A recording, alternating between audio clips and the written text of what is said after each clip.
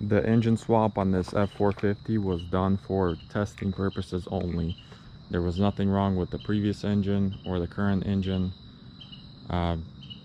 We installed the test engine in it, ran it for a couple months, and the test is complete. So I ended up putting the original engine back in that came with the truck, which only has about 650 miles on it, and it runs great.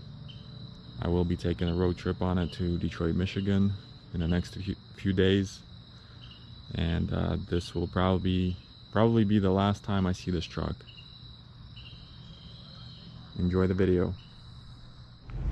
The time has come to put this F450 back to stock, meaning take the test engine, 7.3 test engine, out of it, and then put the original engine back in it that came with the truck originally.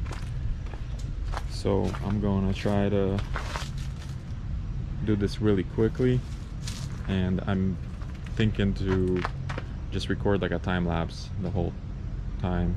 I want to do this under 24 hours. We'll see what happens. Let's put it inside the shop and get started.